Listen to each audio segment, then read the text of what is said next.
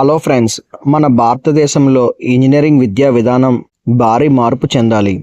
నేను చాలామంది ప్రొఫెసర్స్తో, కంపెనీ సీఈఓస్తో మాట్లాడాను. వాళ్ళు చాలామంది స్టూడెంట్స్ని ఇంటర్వ్యూ చేసిన వాళ్ళు పంచుకున్న భావాలను మీకు తెలియజేస్తాను. ఇప్పుడున్న స్టూడెంట్స్ చాలా మంచి గుర్తింపున్న విశ్వవిద్యాలయాల నుండి 3.6 కంటే ఎక్కువ జీపీఏ మార్క్స్ మరియు చక్కగా రూపొందించిన రెజ్యూమ్ కలిగిన బ్యాచిలర్ ఆఫ్ ఇంజనీరింగ్ స్టూడెంట్స్.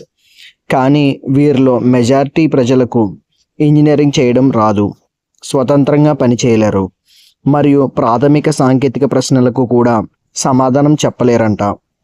మన విద్యా ప్రమాణాలు ఎంతగా తగ్గించేశామంటే, ఒక తెలివైన ఉత్సాహవంతుడైన విద్యార్థి 4 సంవత్సరాలు కాలేజీలో గడిపినా కూడా అది వారి ప్రతిభను నిరూపించడానికి ఏమాత్రం సరిపోవడం లేదు. మరి ఏది నిరూపిస్తుంది అని నేను ప్రొఫెసర్ సార్ని అడిగాను. వారు స్వయంగా వస్తువులను లేదా ప్రాజెక్ట్ను తయారు చేసినప్పుడు లభించే బలమైన ఆధారాలు, ఒక పనిని స్వయంగా ప్రాక్టికల్గా చేయడం కంటే దానిని ప్రత్యామ్నాయం ఏదీ లేదు.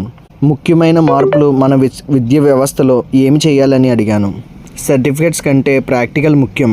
కేవలం డిగ్రీలు, అధిక జీపీఏ మార్కులు ఈ రోజుల్లో నిజమైన ప్రతిభను గ్యారంటీ ఇవ్వలేకపోతున్నాయి. స్వయంగా తన ప్రతిభను సమృద్ధి పరచుకోవాలి. ఒక పని స్వతంత్రంగా చేయగలగాలి. థియరీ కంటే హార్డ్వేర్ డెవలప్ చేయడం, అప్లికేషన్స్ తయారు చేయడం మాత్రమే స్టూడెంట్ అసలు సామర్థ్యాన్ని చూపిస్తుంది అని ప్రొఫెసర్ సార్ చెప్పారు.